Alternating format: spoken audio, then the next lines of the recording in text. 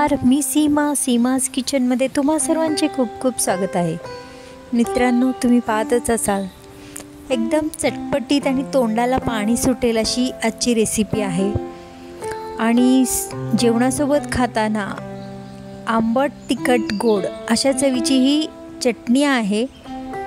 जेवणाचा स्वाद तर वाढवतेच आहे। ही चटणी अगदी आयत्या वेळेस सुद्धा तुम्ही करू शकता आणि ही एका फळापासून आपण बनवलेली आहे।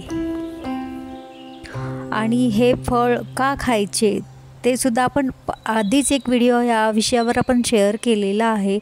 त्याची लिंक पण मी या डिस्क्रिप्शन बॉक्समध्ये शेअर करते आहे, ते सुद्धा जरूर पहा।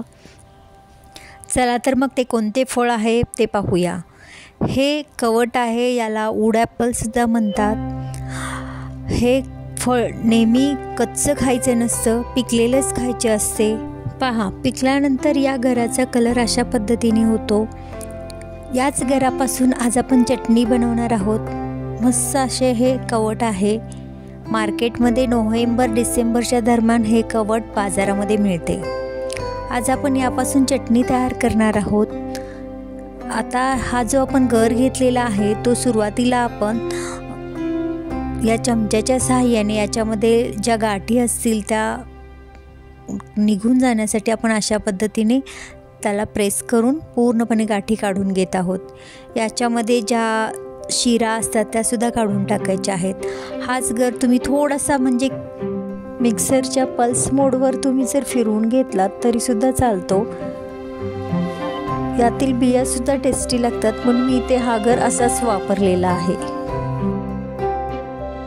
पहा, आता आपण इथे 1 वाटी गर असल्यामुळे इथे 1 वाटी गुळाचा वापर केलेला आहे।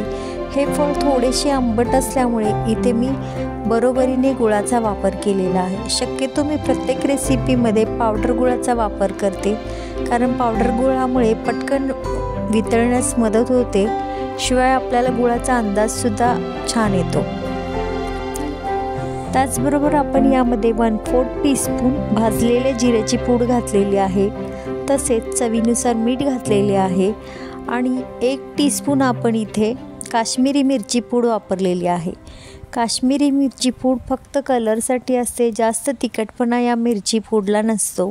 जर तुम्हाला ही चटणी जास्तच तिखट हवी असेल तर तुम्ही नेहमी जे जेवणामध्ये मसाला वापरता तो मसाला जरी वापरला तरीसुद्धा चालतो। आणि इथे आपण काश्मीरी मिरची पूड वापरलेली आहे, त्याचा नुसताच मिरची पूडचा वास येऊ नये यासाठीच आपण इथे 1 टीस्पून तेल गरम करून त्याचबरोबर ते थंड करून या चटणीमध्ये मिक्स करून घेणार आहोत।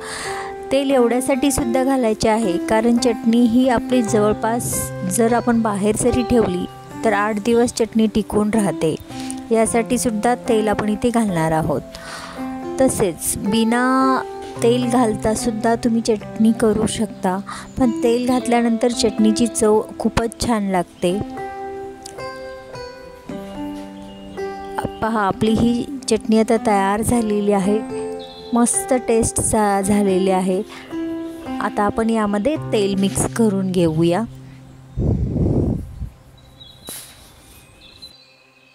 इथे मी 1 टीस्पून तेलाचा वापर करणार आहे। तेल ऑलरेडी मी गरम करून घेतलेले आहे आणि थंड करण्यास ठेवले होते, ते आता आपण इथे घालून घेऊया।